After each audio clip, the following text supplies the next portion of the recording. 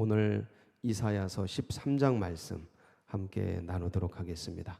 오늘 말씀 제목은 바벨론에 대한 경고. 바벨론. 어제까지 아수르에 대한 얘기를 했는데 오늘 이제 바벨론에 대한 말씀이 나옵니다. 그래서 이 13장부터는 좀 내용이 좀 전환이 됩니다. 내용이 전환이 되는데 13장부터 23장까지 11장은 이 이스라엘 유다, 그러니까 이스라엘 근방에 있는 10개국, 10개 나라, 10개국에 대한 심판과 경고에 대한 예언의 말씀이 이제 시작이 됩니다. 이제 오늘 바벨론부터 시작해서 쭉 아수르도 나오고 블레셋도 나오고 암몬, 모압 여러 나라들이 아람까지 해서 쭉 이제 나오게 됩니다. 이사야가 이 예언을 할 때는 아람이 아직 망하지 않은 때입니다. 그래서 그 고대 중근동에 이스라엘을 중심으로 그 근방과 열방에 퍼져 있는 10개국에 대한 심판의 말씀이 이 13장부터 23장까지 이제 진행이 됩니다. 그래서 어떤 나라가 왜 멸망을 당하는지, 무엇 때문에 이런 심판을 당하는지를 우리가 함께 살펴보고 굉장히 공통점이 많습니다.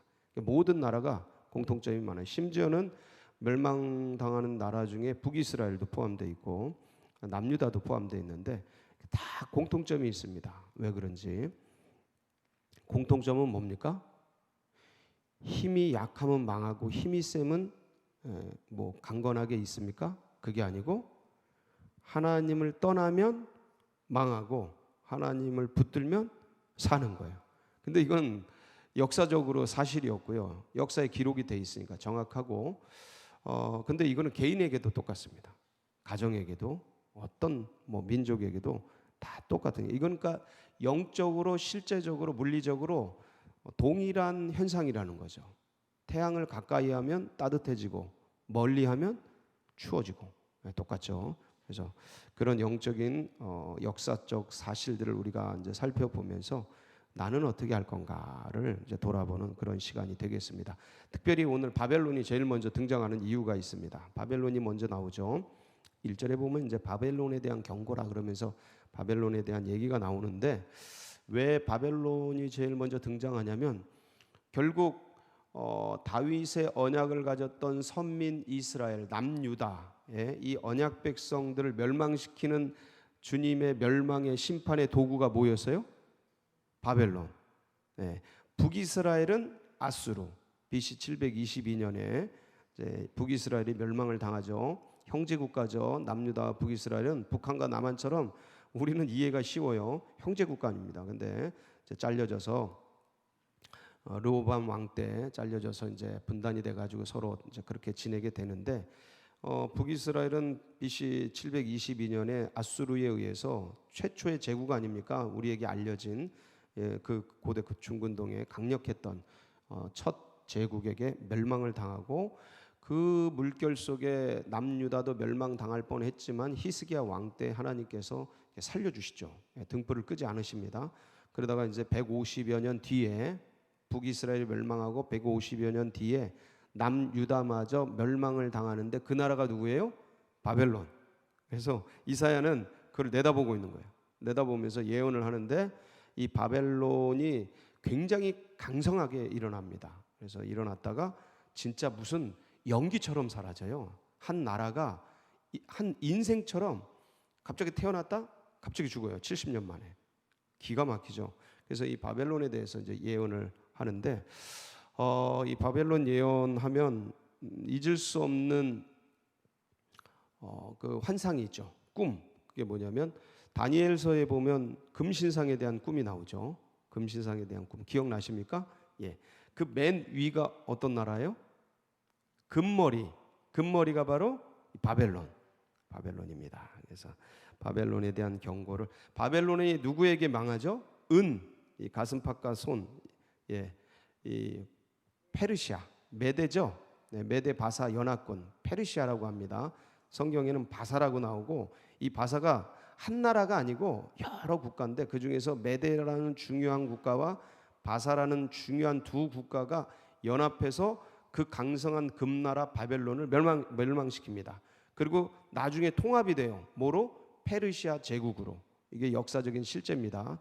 그래서 이제 페르시아에게 고레스 기억나시죠? 고레스에 의해서 페르시아에 의해서 이 바벨론이 멸망을 당하는데 그 참상에 대해서 이제 한번 같이 살펴보겠습니다. 1절 아모스의 아들 이사야가 누구에 대하여 받은 경고라?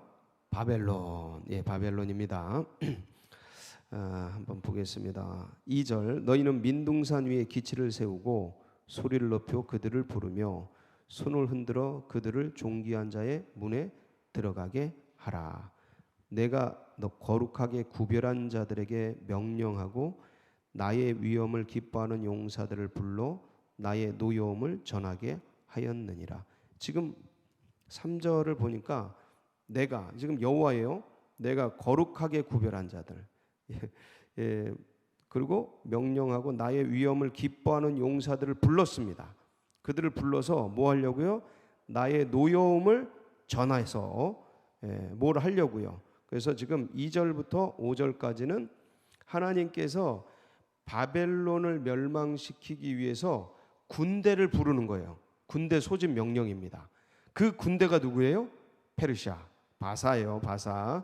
그래서 요 흘러가는 역사적인 사실들을 조금 기억해야 이게 이제 선명하게 좀 눈에 들어옵니다. 자, 그래서 이제 하나님께서 군대들을 소집한 거예요. 소집 명령을 내려가지고 쫙 그 페르시아 군대가 도열을 해서 하나님 앞에 쫙 나오는 거예요. 이게 이제 이게 예언이니까 어떤 이제 그림같이 보면서 그렇게 이제 표현하는 거죠. 4절 볼까요? 산에서 무리의 소리가 나미요 많은 백성의 소리 같으니 굉장히 많은 백성들이 모인 것 같은 거예요. 곧 열국 민족이 함께 모여 떠드는 소리라. 만군의 여호와께서 싸움을 위하여 군대를 검열하심이로다. 뭐 하셔요? 군대를 검열. 검열이 뭐예요? 탁 사령관이 서가지고 군대가 쫙 지나가는 도열한 걸 탁 서가지고 쫙 보면서 인사 탁탁 받고 이러는 어떤 그 인간 세계에서 일어나는 일들을 하나님이 역사 속에서 행하는 것을 의인화해서 이제 그려서 지금 쫙 예언을 하고 있는 겁니다.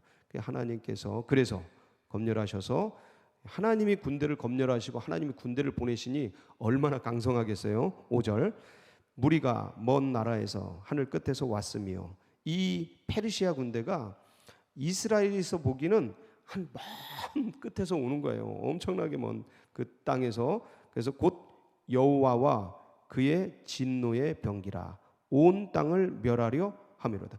이 페르시아가 진짜 엄청나게 그 하여간 고대 아시아 유럽도 들어갔다가 이제 그리스에게 깨지기는 하는데 역사적 그 기록을 보면 페르시아가 하여간 전 세계를 다 장악하기 위해서 엄청나게 하여간 세력을 펼칩니다. 그런 얘기를 하는 거고요. 5절.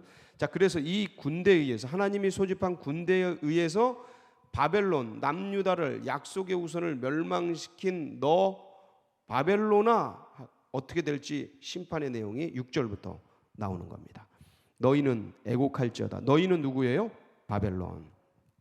여호와의 날이 가까웠으니 전능자에게서 멸망이 임할 것임이로다. 그러니까 아무리 금나라고 강한 나라고 강력한 나라라도 하나님을 대적하고 하나님이 말씀하신 것들을 선을 넘고 하나님의 역사 속에서 거스리면 이런 일들이 당하는 거예요. 이런 일들. 그래서 7절 그러므로 모든 손에 힘이 풀리고 각 사람의 마음이 녹을 것이라. 그들이 놀라며 이 바벨론 백성들이 놀라 자빠지는 거죠. 왜냐하면 이 나라가 어느 날 하루아침에 그냥 멸망하니까 너무 놀란 거예요. 왜냐하면 너무 강성했던 나라거든요. 지금 미국이 내일 망한다고 생각하시면 돼요. 저 미국이 저렇게 튼튼했던 나라가 내일 망하는 거예요. 하룻밤 사이에. 어떻게 사람도 이렇게 되기가 힘든데 그 강력한 금나라의 바벨론이 이렇게 망할 줄은. 근데 그게 참 신기하게 예레미야가 70년 만에 바벨론 포로에서 돌아올 것을 예언하잖아요. 그 예언의 기간에 맞게 진짜 70년 만에 망합니다. 이야, 대단합니다. 이거 역사를 보면. 그래서 그들이 놀라며 괴로운 8절 그들이 놀라며 괴로움과 슬픔에 사로잡혀 해산이 임박한 여자같이 고통하며 너무 힘들어하는 거예요. 막 서로 보고 놀라며 얼굴이 붉고 같으리라. 예. 이렇게 해서 주님의 심판이 이제 경고가 공포가 막 밀려오는 거예요. 근데 이제 지금 하나하나 이제 또 돌아보겠습니다. 보라 9절 여호와의 날 곧 잔혹히 분냄과 맹렬히 노하는 날이 이르러 땅을 황폐하게 하며 그 중에서 죄인들을 멸하리니. 하나님이 화내시면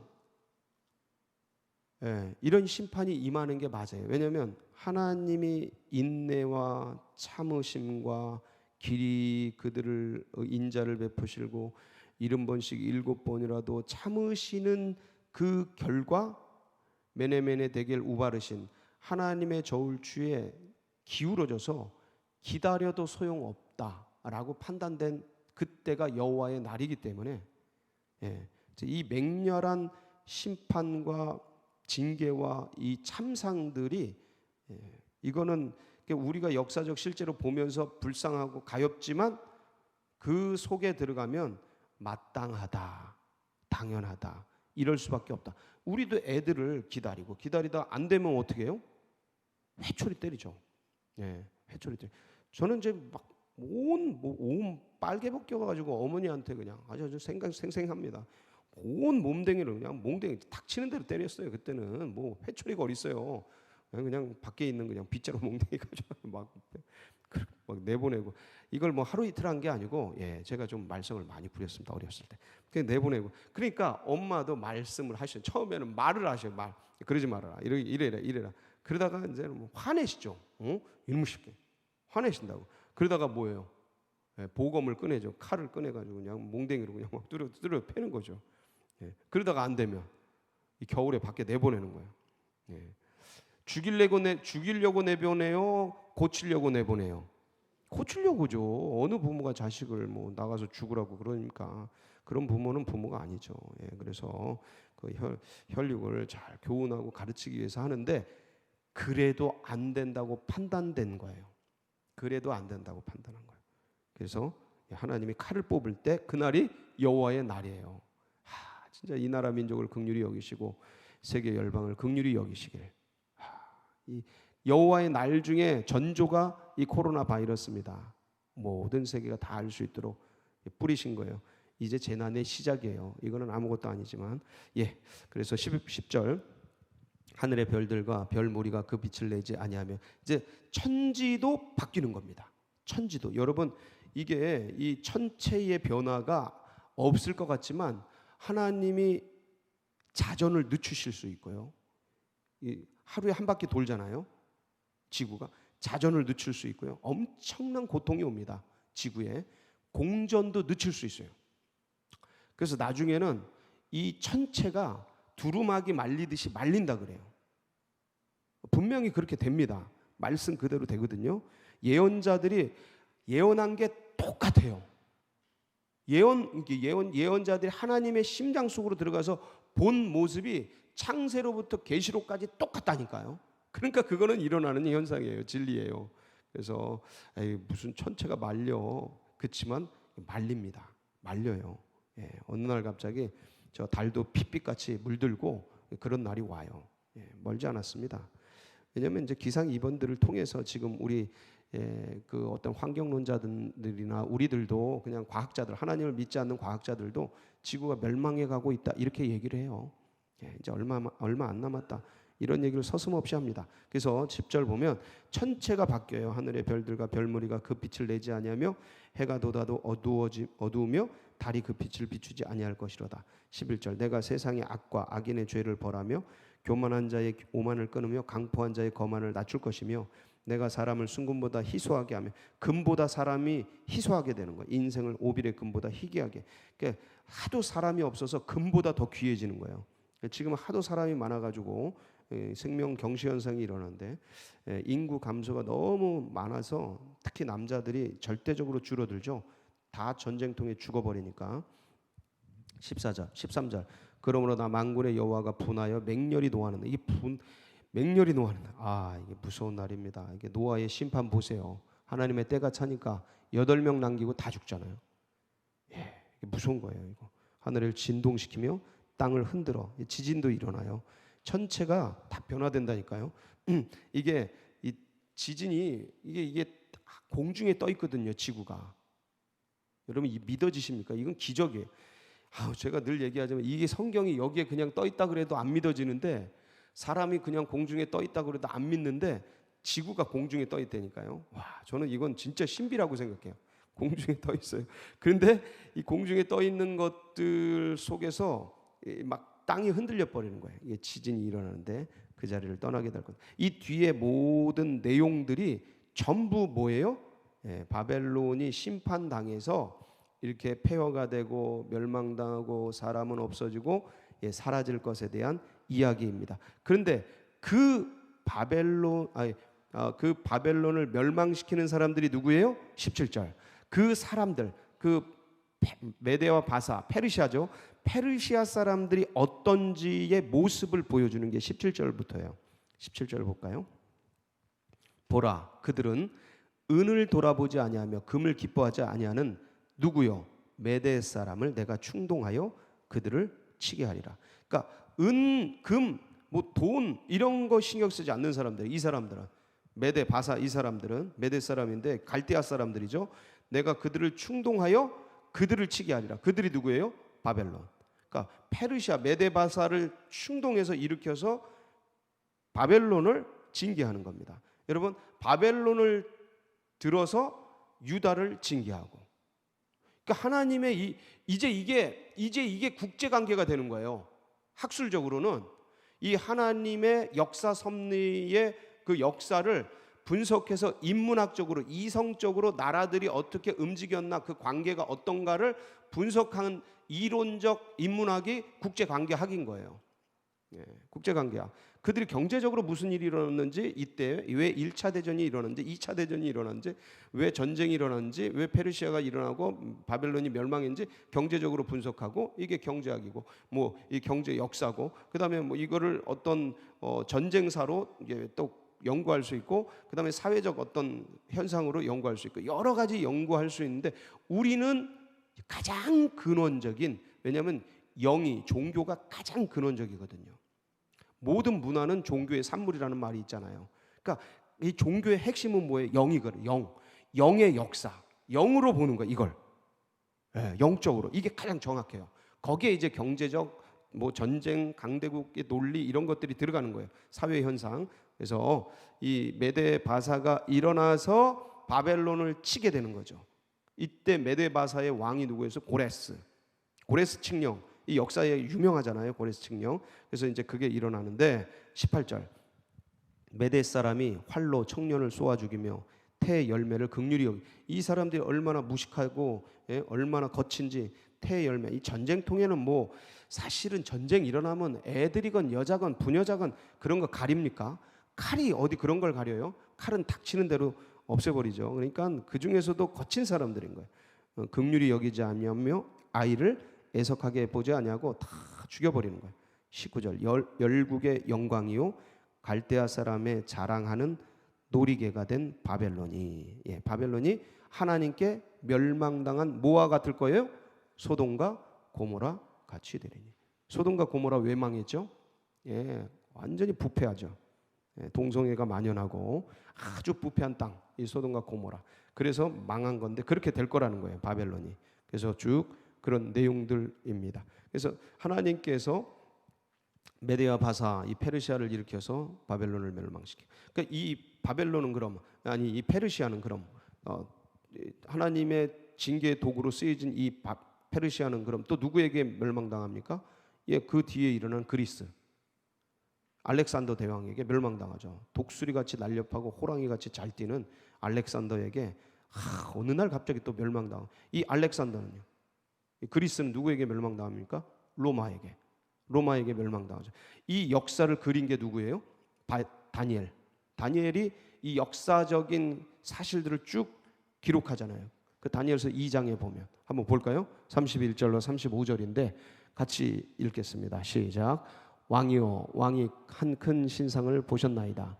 그 신상이 왕의 앞에 섰는데 크고 광채가 매우 찬란하며 그 모양이 심히 두려우니 그 우상의 머리는 순금이요 가슴과 두 팔은 은이요 배와 넓적다리는 노치요 그 증아리는 쇠요 그 발은 얼마는 쇠요 얼마는 진흙이었나이다.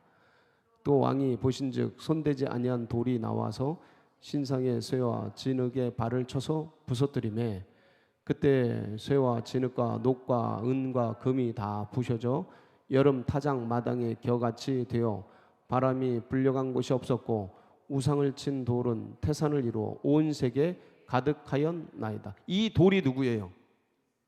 예수 그리스도예요. 그러니까 하나님의 역사. 그러니까 이 돌이 저 보세요. 그때 쇠와 진흙과 녹과 은과 금 역사 전부잖아요. 지금 그 금신상부터 쭉 한 역사 전부 저 다리에 진흙 같은 전부 그 신상을 돌이 꽝 치고 온 세계에 이 돌이 가득. 저게 그 유명한 모퉁이 돌 아닙니까? 예? 건축자의 버린 모퉁이 돌.